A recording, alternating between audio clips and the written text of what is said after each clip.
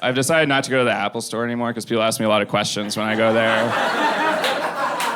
And I don't actually work there, but actually when I was in high school, I was voted most likely to grow up to look like a guy who would get married and then take his wife's last name. So I feel like I'm living up to that, but in high school, I was actually kind of a player on the chess team, and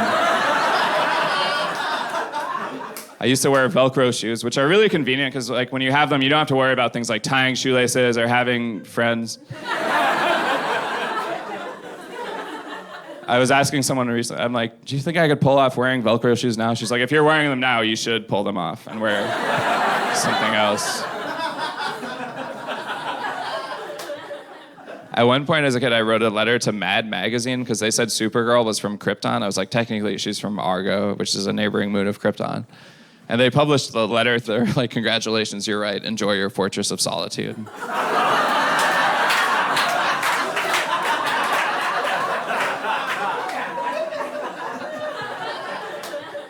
But anyway, I was an only child, so it's hard to get out of trouble as a kid. My parents would be like, hey, who broke the vase? I'm like, I don't know, it's the cat. They're like, we don't have a cat. I'm like, that's how sneaky she is. You don't even see her. They'd be like, go to your room. I'm like, that's what I was gonna do anyway. That's where all my toys are. There's nothing else to do. As an only child, I had to find weird ways to entertain myself, like tag, I'm it, you know, and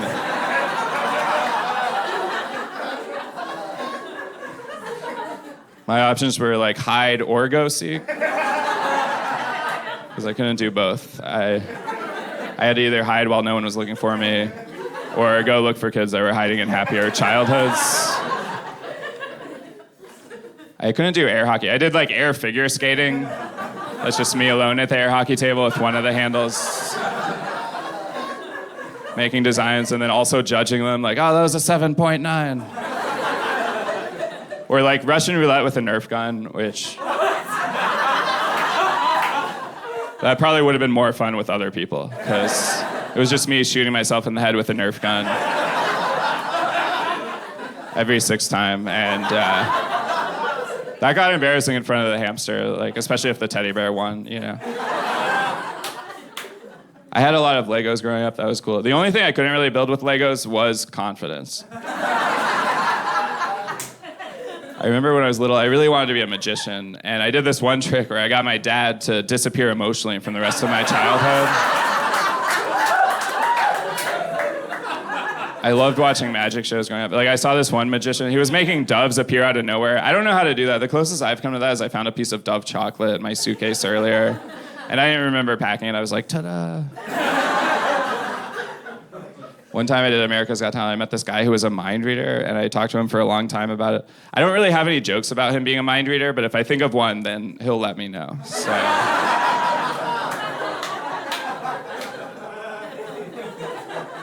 But growing up, I also wanted to be a director. I still want to direct something, even if it's like traffic outside. I just made short movies of my action figures by myself, and no one knew I was doing that, but I'd still get stressed out about it, you know? I'd be like, we're way behind schedule.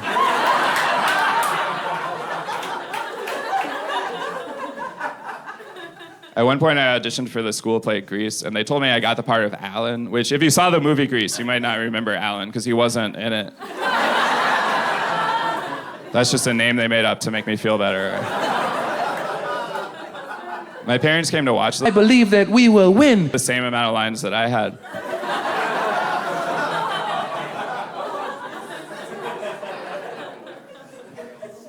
My parents actually met in church. You could probably guess that based on looking at me, but